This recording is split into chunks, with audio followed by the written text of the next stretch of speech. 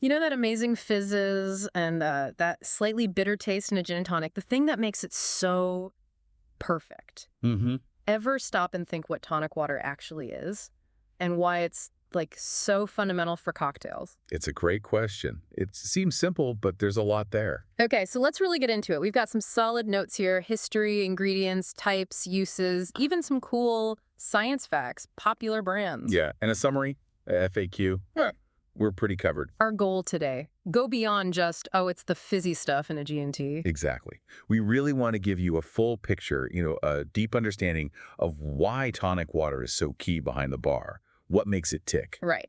So let's start right there. What is tonic water, fundamentally? Okay, so at its core, it's basically two main things: carbonated water and quinine. Carbonated water, like soda, water, seltzer, club soda, that kind of thing. Precisely. Water with CO2 dissolved in it gives it the fizz. And the quinine, that's where that unique flavor comes from, that bitterness. That's the star, yeah. Quinine delivers that signature bitter note. And interestingly, it's derived from the bark of the cinchona tree. Cinchona. Native to South America, wasn't it? That's right.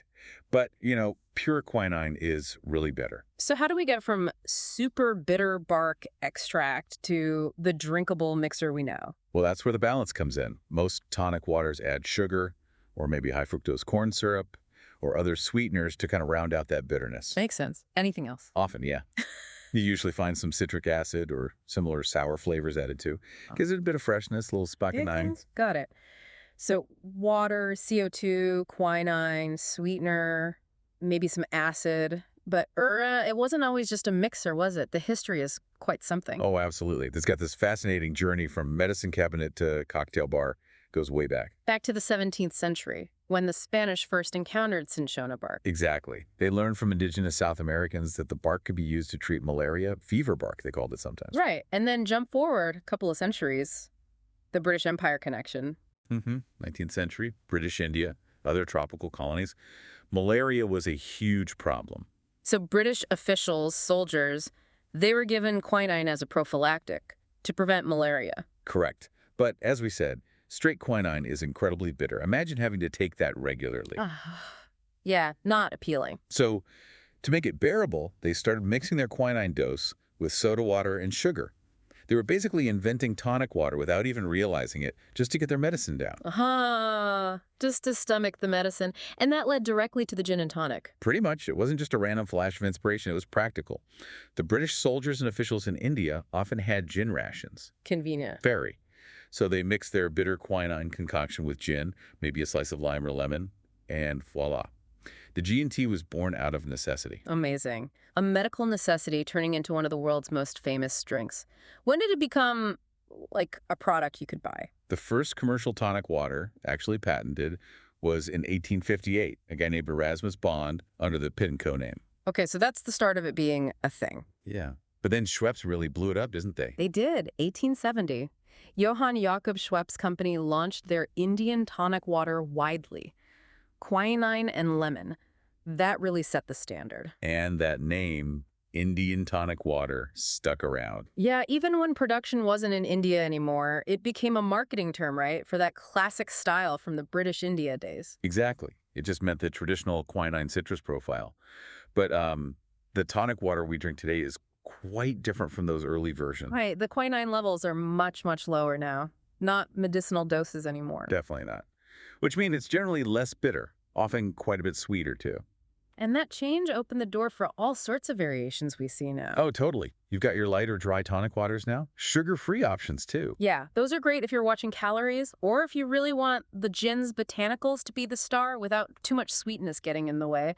They use artificial sweeteners or natural ones like stevia, or just less sugar overall. And then there's the whole world of flavored tonics. It's exploded. Elderflower, Mediterranean herbs, cucumber, rhubarb, aromatic ones with Angostura bark notes, citrus variations. The list goes on.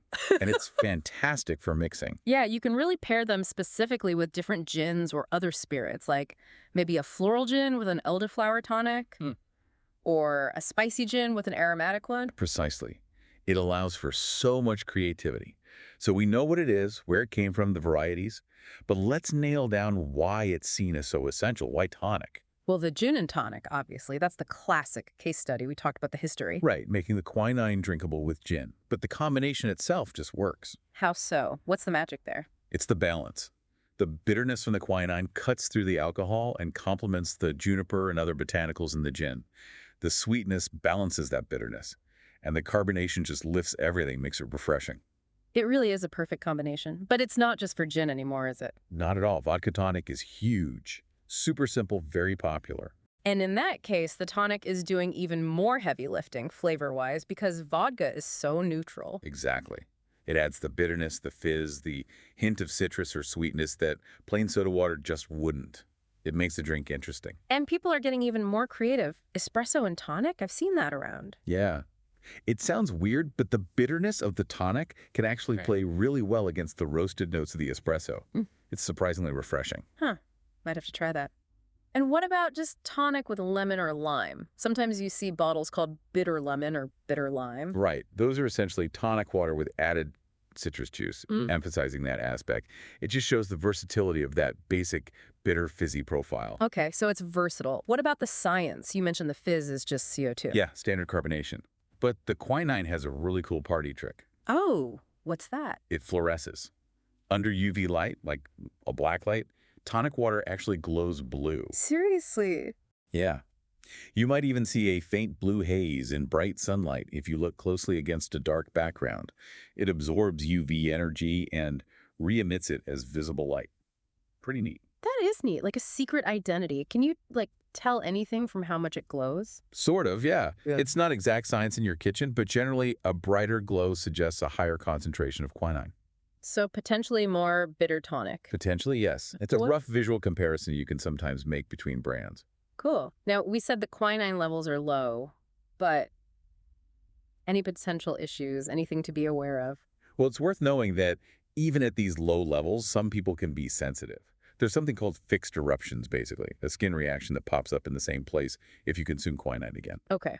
Rare, though. Yes, relatively rare. And even rarer are more severe reactions. Things like Stevens-Johnson syndrome have been linked to quinine, but again, extremely uncommon at tonic water concentrations. And there are regulations on the amount, right? Absolutely. The FDA in the U.S. limits it to 83 parts per million.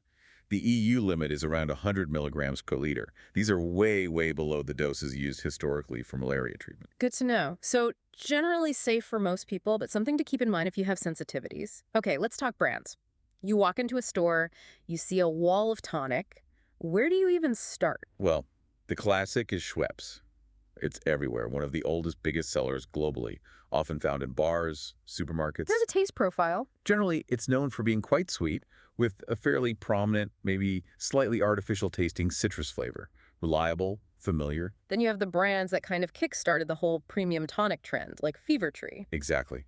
Fever Tree really focused on using more natural ingredients, less sugar often, and creating more subtle, nuanced flavors designed to complement high-quality spirits rather than overwhelm them. They sort of elevated the whole G&T experience. They definitely did. Fentimans is another big name in that premium space, known for its botanical brewing methods. And now there are loads of smaller artisan brands popping up too, right? Local ones with really unusual flavors. Absolutely. The market has exploded with choice, which is great for consumers. You can find tonics focusing on specific flavor profiles, herbal, floral, spicy, very dry. Which brings us to pairing.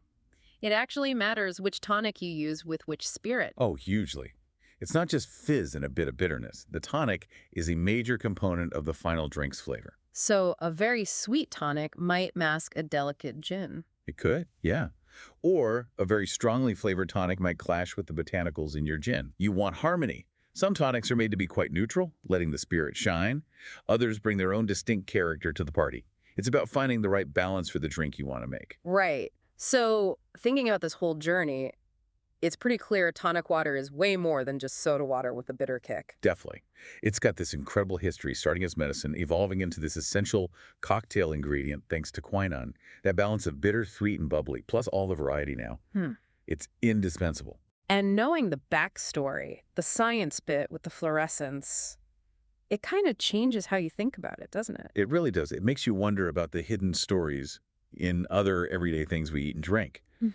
Does knowing where something came from, how it works, change how we experience it. That's a great point. It definitely adds another layer. So maybe next time you sip a gin and tonic or even a vodka tonic, you can appreciate that complex history and all the science packed into that seemingly simple glass. Exactly. Cheers to that little bit of history and science in your glass.